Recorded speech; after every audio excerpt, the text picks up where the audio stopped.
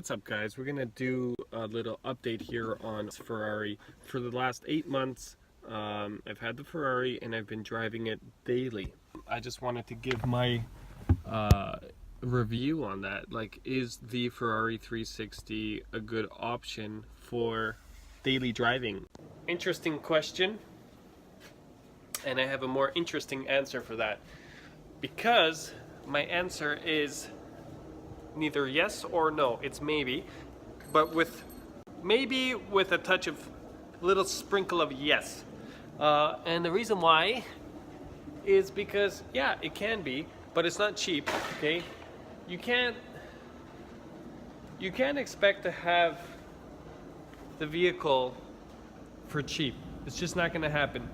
The upkeep, the maintenance and the repairs on the 360 Ferrari is very expensive. So you have to keep that in mind. If we're talking about expense, you're gonna, I would say, probably think twice, because one, when you rack up the kilometers, the thing's gonna start to lose value pretty quickly, and two, maintenance and upkeep is crazy. I've been driving it for 8 months. Okay, 8, and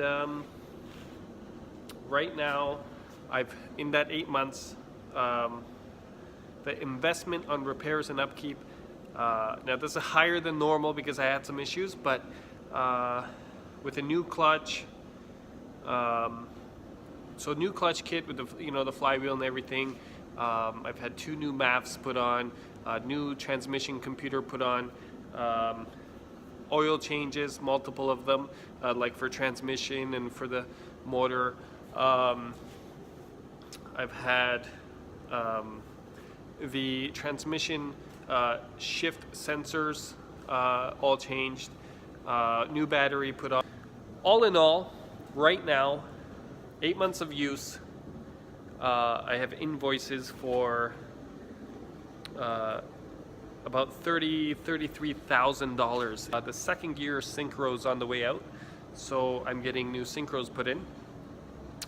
That's going to be approximately $6,000 to $10,000 for that service. So, that'll bring me up to around, in the $40-something thousand range within about 8 months, so under a year. That's not including any kind of vehicle purchase. That's not including the fuel, the insurance, depreciation. Doesn't include any of that. Oh, also part of that money is I had convertible top issues, so I had to have that service, so that was expensive. The cool thing about this car is that, it has adjustable suspension. You can raise and lower the car. It has coilover suspension on it from Ferrari, from the factory, on this package. So what I suggest, if you're going to daily drive it, make sure your ride height isn't too low, because you don't want to start damaging your bumper and bottoming out on speed bumps and stuff, because under the car there's plating like right through. So like this car is completely flat underneath, with panels. You can't see anything except for like this freaking flat. It's like you grab a Hot Wheels model and you flip it upside down. That's what this thing looks like underneath, and then it kind of scoops into like a really cool rear diffuser at the back. So if you're super low and you're like scraping on stuff, you're gonna start ruining those panels too. So don't do it for daily driving. Let's check out the badass rear diffuser setup on these. So look at that. And if you look underneath, it's really, really cool. We got the Challenge grill. As you can tell, when I shine the light, you can see the exhaust right through the grill. This is an incredible upgrade.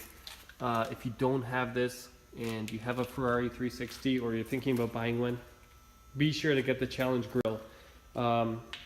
It allows air to flow right through. Think about it, the exhaust is right there. So when you have the factory rear grille, now this is an authentic Ferrari Challenge grille, and it's a factory option that's been added to the vehicle. The exhaust is right there. You're generating so much heat behind here and you have airflow coming through here, and it will escape out there, and it's just incredible for keeping everything nice and cool, rather than having the factory non-challenge grill, which will just block all that air access through there.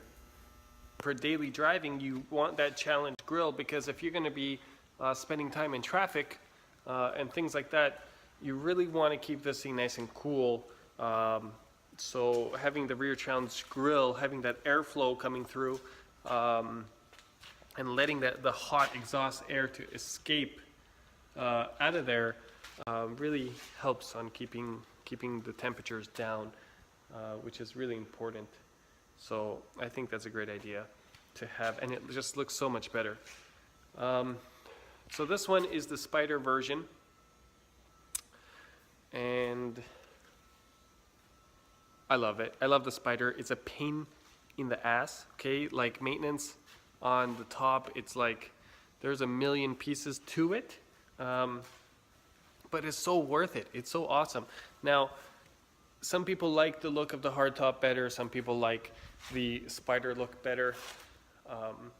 You got like the back end is completely obviously different. You know, you got the engine here with the flat glass, whereas on the Modena you have the hatch and you got to look down into it. Totally different. It's all personal preference. If you're happy without the convertible, I recommend do not get the Spider, okay? Because it's a headache. Like, it's added expense, it's added maintenance, it's so many more things to go wrong. It's a complicated system. The parts are ridiculously expensive to maintain, so I don't recommend it. But if you love cruising with the top down and it's worth it to you, as it is to me, just go for it. Who cares? Like, whatever. You got power mirrors, power windows, power locks. You got your radio 6-disc changer under the hood. Even has a cassette player. So, you know, you just hop in and go. Like, it's a really, really good daily driver. Now, if we think of the daily driving aspect of it beyond the vehicle itself, there are some more issues to talk about. And that is, so one is parking. When you're trying to park this vehicle, it's an expensive car and repairs are expensive on it. So obviously the goal is to keep it damage free. And you know, if it does get damaged and you get it fixed through insurance, you're gonna have a claim on the car. That's gonna depreciate the value. Any kind of repaint work is gonna depreciate the value. It's important to keep it mint and keep it stock. This thing had nothing done. It's absolutely immaculate, and I'd like to keep it that way. So it really gives me anxiety and stress when I'm parking the car and leaving it somewhere. So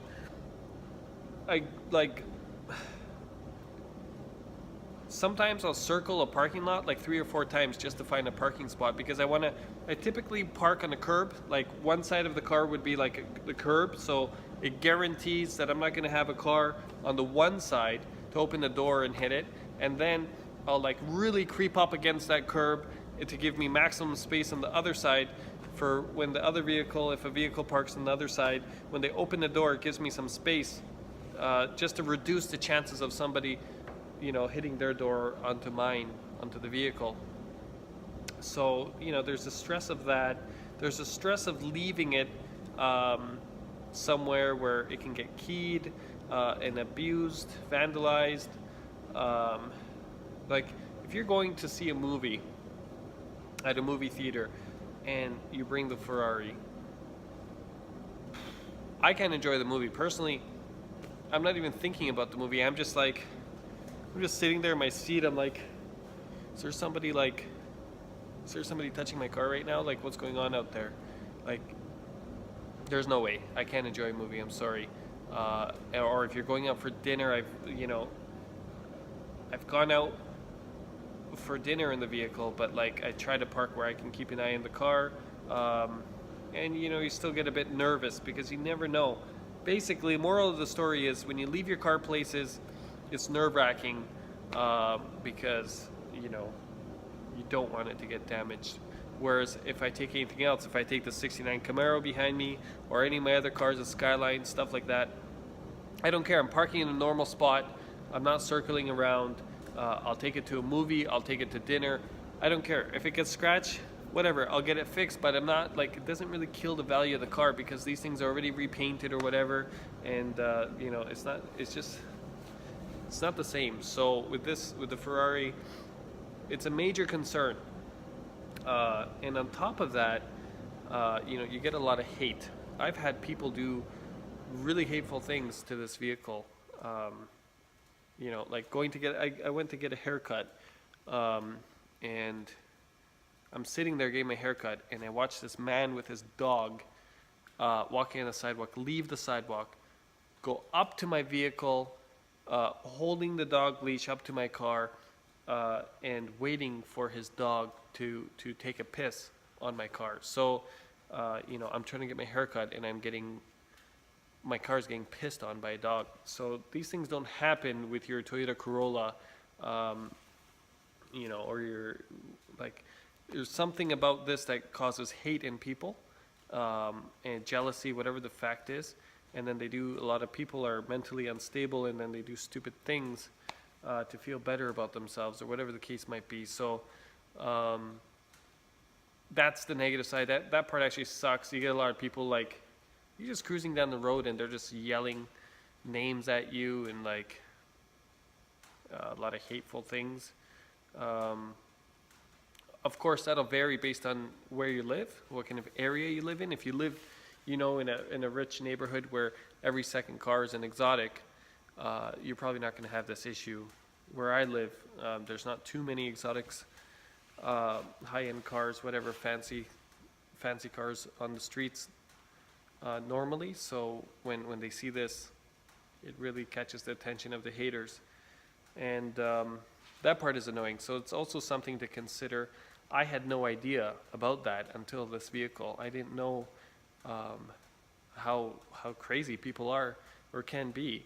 You know, whereas with my other cars, I've had lots of positive experience. I had like cool cars like the 69 Camaro behind me with the Skyline engine swap. I get a lot of thumbs ups and a lot of cool things. And the haters, the car is not special enough for the haters to hate on it because it's kind of a common car. So they don't really give a shit. Whereas this thing, they see me in it, they assume things, whatever.